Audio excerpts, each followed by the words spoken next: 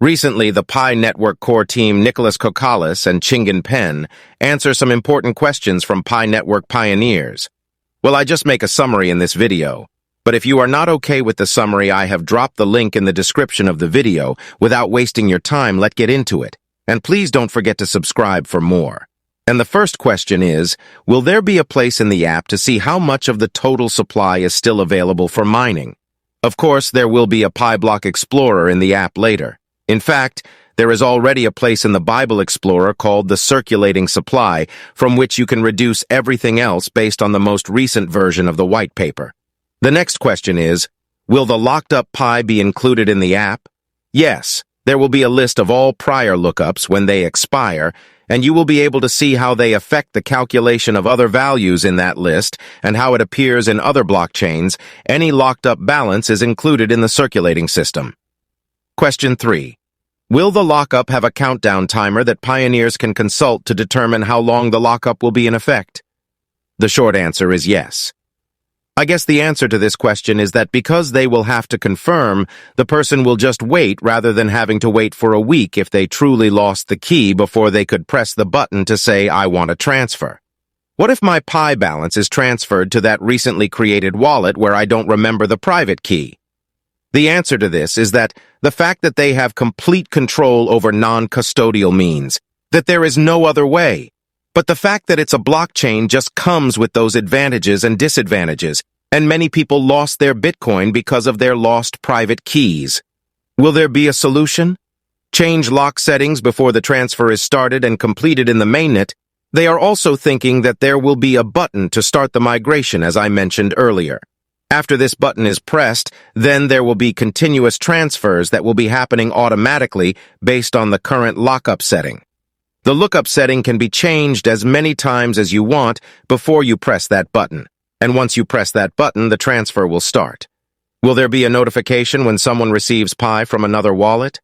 Yes, probably there will be notification. There is currently notifications to people on the Pi browser when you receive a transfer of Pi, so in the same way you will receive Pi and you will receive a notification that says X amount of Pi has arrived in your wallet.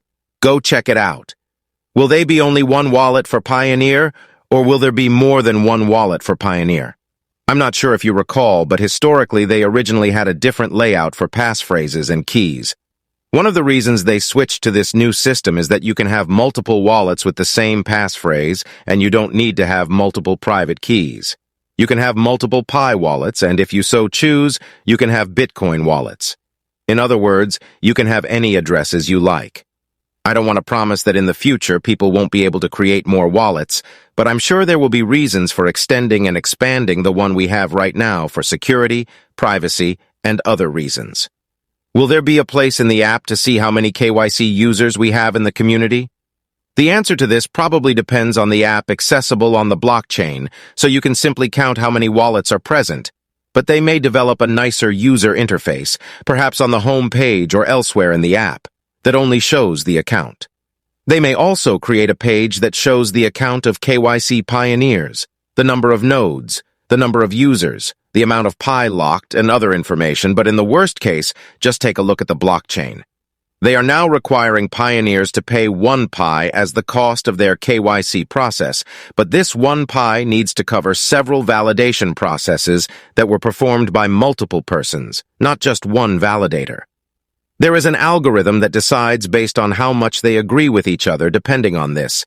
It will have either a few or more validate or more consensus votes, which is why the steps may include things like verifying that this ID is a valid ID of the validator. It is not enough for one validator to say, yes, this is correct. It must be at least several. A human validator will basically have to do that extraction, and we may also have to involve those validators with the potential name appeals that are happening, that pioneers have to verify that this picture matches the picture on the ID, or verify that this data actually matches the validator. A human validator will basically have to do that extraction.